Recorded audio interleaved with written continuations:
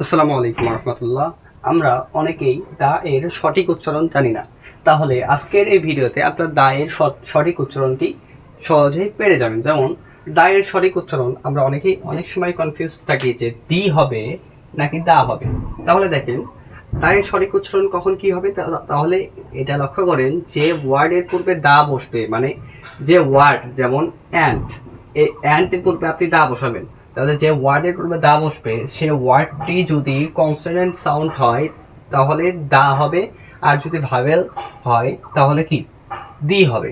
তাহলে consonant sound বলতে মানে যে ওয়ার্ডের সামনে আপনি দা বসাবেন, যেমন এটা একটা ওয়ার্ড অ্যান্ড, ANT, বা দেখেন এখানে অ্যান্ড, হ্যাঁ, অ্যান্টের পূর্বে যদি আপনি দা বসাতে চান তাহলে এটা ফার্স্ট অক্ষর আপনি খেয়াল করবেন যে এটা কনসোনেন্ট সাউন্ড অর নাকি ভাওয়েল সাউন্ড। তাহলে এইটা তাহলে বোঝা যাচ্ছে এটা কনসোনেন্ট সাউন্ড, সরি এটা ভাওয়েল সাউন্ড। তাহলে ভাওয়েল হলে এর সামনে দা বসবে, দা হলে সেটার উচ্চারণ হবে দি। তাহলে দেখেন দ্য পেন, দ্য পেন, তাহলে কি এটা পেন, পেনের ফার্স্ট ফার্স্ট যে লেটার আছে সেটা হলো আমার কনসোনেন্ট সাউন্ড। তাহলে কনসোনেন্ট সাউন্ডের পূর্বে অলওয়েজ আমার কি বসে, অলওয়েজ দা বসে, তাহলে দ্য পেন। আবার দেখেন ম্যান, ম্যানের প্রথম অক্ষর আমার কনসোনেন্ট, কনসোনেন্টের পূর্বে অলওয়েজ দা হয়, তাহলে the pen, sorry the man.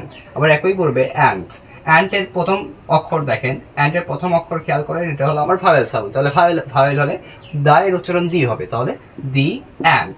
আবার একইভাবে এই অ্যাপেল, অ্যাপেলের প্রথম অক্ষর হচ্ছে আমার কি দা, তাহলে কি হবে, সরি অ্যাপেলের প্রথম অক্ষর হলো আমার ভাওয়েল, তাহলে ভাওয়েলের আগে দা বসলে সেটার উচ্চারণ হবে the apple, the and the Apple.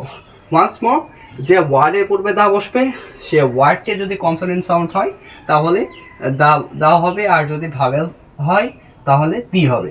তাহলে the pen, the man, the ant, the apple, etc etc.